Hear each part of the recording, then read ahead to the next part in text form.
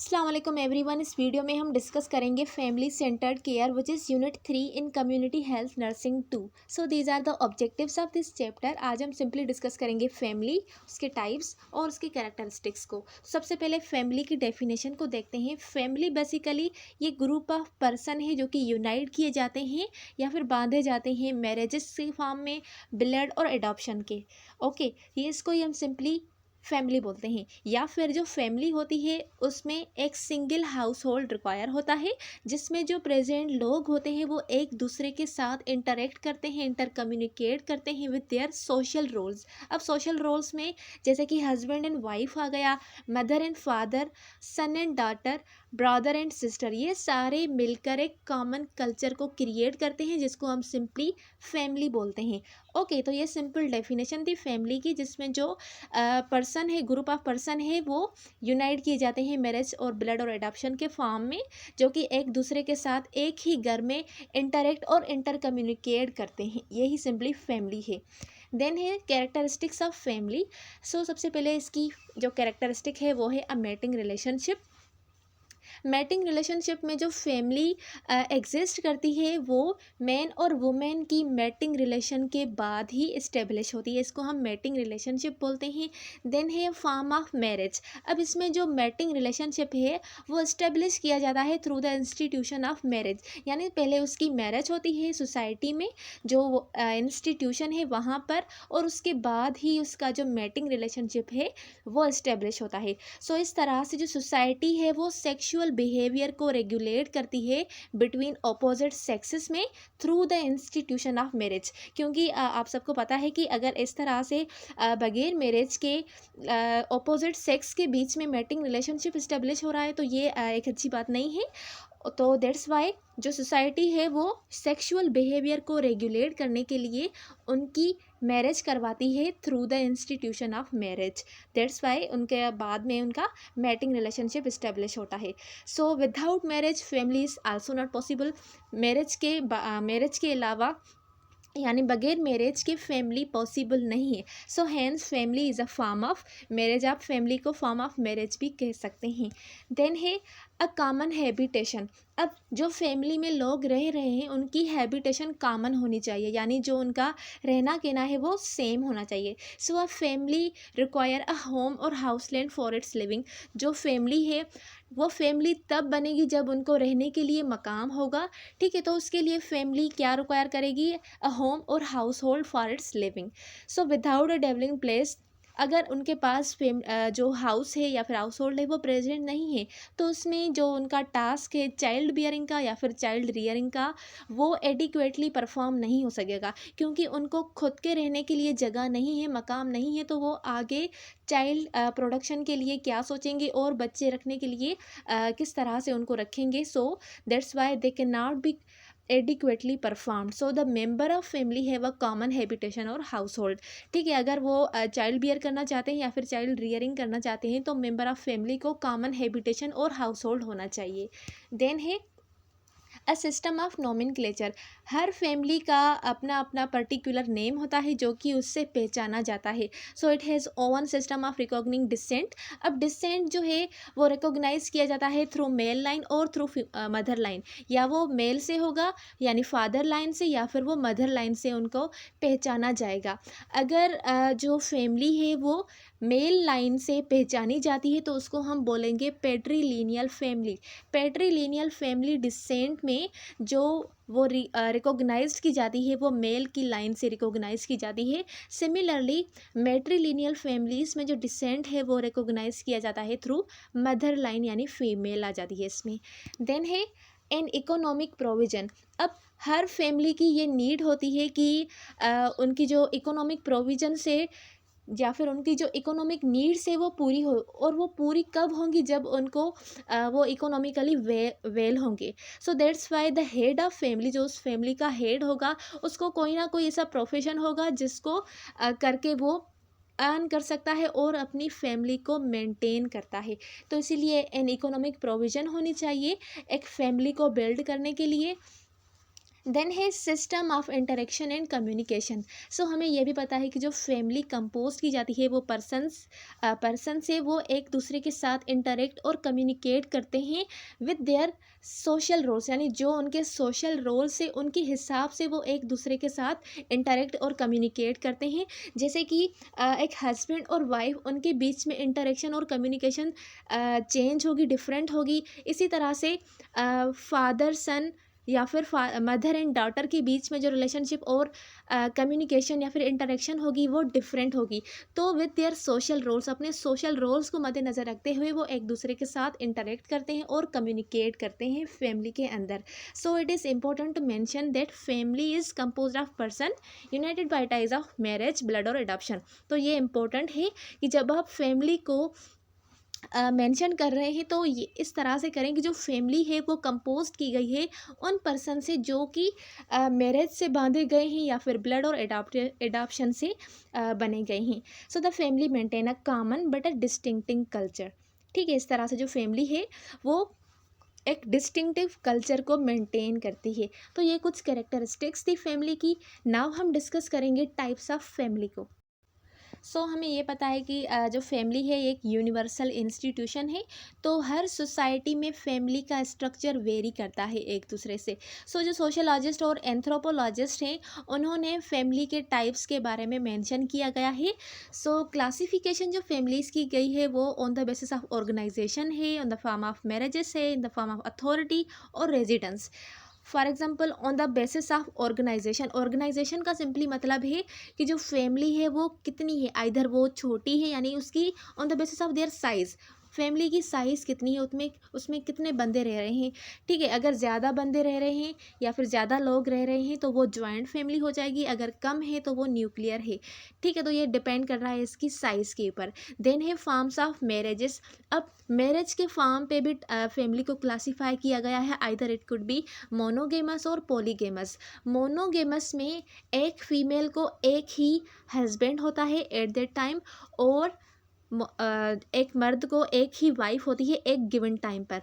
पॉलीगेमस में क्या होता है कि जो एक मेल है वो एक साथ 3 या फिर 4 वुमेन से मैरिज कर रहा है, या फिर एक वुमेन एक साथ एक ही टाइम पर 3 या फिर 4 मेल से मैरिज कर रही हैं, उसको हम पॉलीगेमस बोलते हैं। देन है on the basis of authority. अब अथॉरिटी में इस तरह से होती है कि जो फैमिली के पावर है, उस फैमिली के ऊपर रूल करने के लिए जो पावर है वो किसके पास है। अगर वो पावर मदर के पास है तो उसको हम बोलते हैं मैट्रियार्कल, और अगर वो फादर के पास है रूल सारे जो अथॉरिटी हैं तो उसको हम बोलेंगे पैट्रियार्कल। देन है on the basis of residence.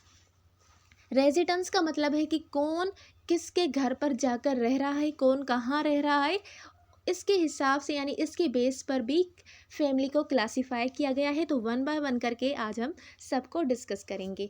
सो सबसे पहले है हमारे पास on the basis of organisation. So in term of organisation family में भी टू ब्रॉड टाइप्स, इसमें टू ब्रॉड टाइप्स आ जाते हैं, एक है न्यूक्लियर और दूसरी है एक्सटेंडेड और जॉइंट फैमिली। तो सबसे पहले हम डिस्कस कर रहे हैं न्यूक्लियर फैमिली को। न्यूक्लियर फैमिली एक यूनिट है जिसमें जो कि कंपोज्ड किया गया है husband, wife and their unmarried children. इसमें हस्बैंड होगा, वाइफ होगी और उसके अलावा उनके जो चिल्ड्रंस होंगे, लेकिन वो अनमेरिड होने चाहिए, वो मैरिड नहीं होने चाहिए। अगर वो मैरिड होंगे तो ये फैमिली बड़ी हो जाएगी और इसको हम जॉइंट फैमिली बोलेंगे। सो ये एक प्री डोमिनेंट फॉर्म है मॉडर्न इंडस्ट्रियल सोसाइटीज़ में।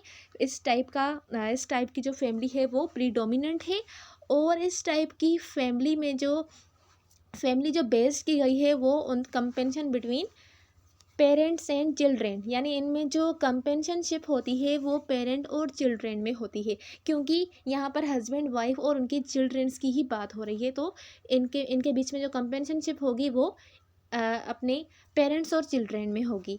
देन है न्यूक्लियर फैमिली। अब न्यूक्लियर फैमिली में इसके टाइप्स है सिंपली।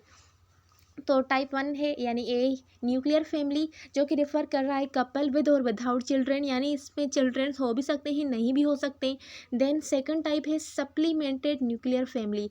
ये इंडिकेट करती है एक न्यूक्लियर फैमिली को प्लस 1 और मोर अनमेरिड सेपरेटेड और विडोड रिलेटिव्स ऑफ पेरेंट्स। यानी इसमें जो एक तो न्यूक्लियर फैमिली आ गई, लेकिन उसके साथ एक या फिर एक से ज़्यादा अनमेरिड या कोई सेपरेटेड या फिर किसको तलाक हो गई है, तो वो पेरेंट्स के रिलेटिव्स होने चाहिए और वो उस फैमिली के साथ रह रहे हैं, या फिर सिंपली या फिर जो हस्बैंड वाइफ और उसके चिल्ड्रन रह रहे थे उनके साथ एक दूसरा लोग रह रहे हैं, तो उसको हम बोलेंगे सप्लीमेंटेड न्यूक्लियर फैमिली, जो कि other than their unmarried children होगा, उनके चिल्ड्रन नहीं होंगे। देन है sub nuclear family. Sub nuclear family को डिफाइन किया गया है कि ये एक फ्रेगमेंट है फॉर्मर न्यूक्लियर फैमिली का। फॉर इंस्टेंट इसमें विडो और विडोवर जो होते हैं वो अपने अनमेरिड चिल्ड्रंस या फिर सिबलिंग के साथ आकर रह रहे होते हैं, जो कि अनमेरिड होते हैं या फिर विडोड होते हैं या फिर डिवोर्स हो गई होती है, तो ये सारे एक साथ मिलकर रहते हैं। ऊपर वाले और नीचे वाले में क्या डिफरेंस था, उसमें जो अनमेरिड सेपरेटेड थी वो एक अकेली ही रह रही थी, लेकिन यहाँ पर जो विडो या फिर विडोवर है वो अपने अनमेरिड चिल्ड्रन या फिर अपने सिबलिंग के साथ आकर रह रहे हैं, तो उसको हम सब न्यूक्लियर फैमिली बोलेंगे। देन है सिंगल पर्सन हाउस होल्ड, इसमें जो सिंगल पर्सन ही आ जाता है। और देन है सप्लीमेंटेड सब न्यूक्लियर फैमिली। अब supplemented sub nuclear family refer करता है group of relatives member of formerly complete nuclear family along with some other unmarried divorced और widow relative who was not a member of nuclear family. अब nuclear family एक complete है, लेकिन उसके साथ दूसरे रिलेटिव हैं जो कि अनमेरिड और डिवोर्स्ड हैं, वो आकर इनके साथ रह रहे हैं, हालांकि वो इस न्यूक्लियर फैमिली के मेंबर नहीं है, ये इनके रिलेटिव्स हैं, तो ये भी आकर इनके साथ रह रहे हैं, तो इसको हम बोलते हैं supplemented sub nuclear family.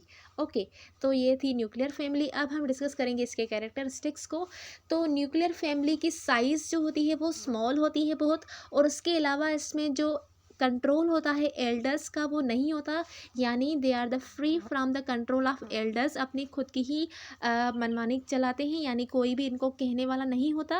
So it is regarded as the most dominant and ideal form of family in modern society, इसीलिए इसको मोस्ट डोमिनेंट और आइडियल फॉर्म ऑफ फैमिली माना जाता है मॉडर्न सोसाइटी में, क्योंकि किसी को भी किसी के ऊपर रूल करना अच्छा नहीं लगता, so that's why this is the most dominant family.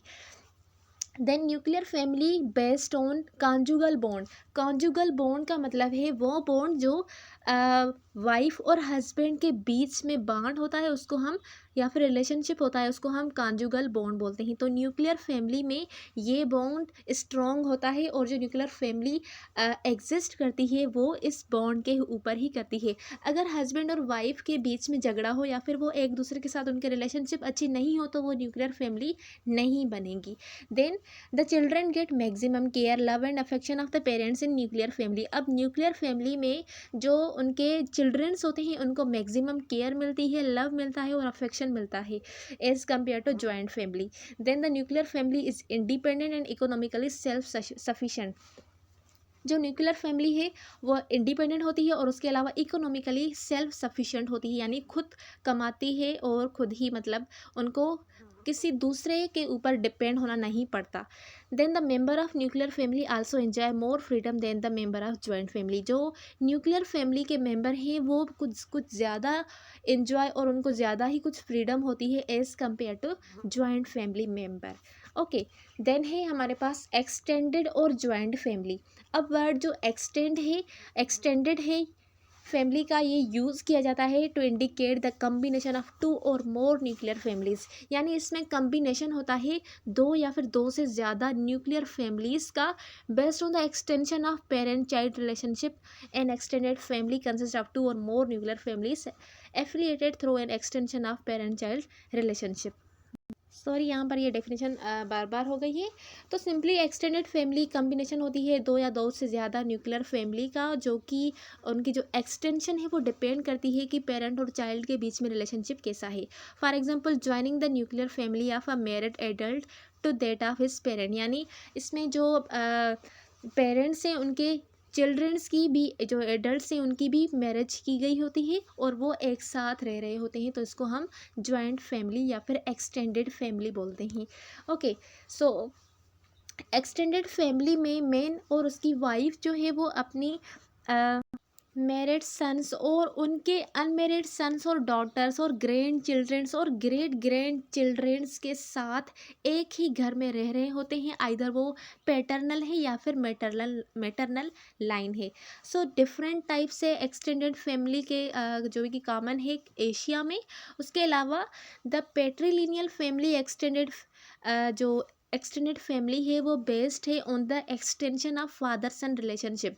ठीक है, जब फादर सन का रिलेशनशिप एक्सटेंड होगा तो उसको हम पेट्रीलिनियली एक्सटेंडेड फैमिली बोलेंगे। वाइल अगर मदर और डॉटर के बीच का रिलेशनशिप एक्सटेंड हो गया है तो उसको हम मेट्रीलिनियली एक्सटेंडेड फैमिली बोलेंगे, क्योंकि उसमें जो एक्सटेंशन हुई है वो on the basis of mother and daughter के रिलेशनशिप पे हुई है।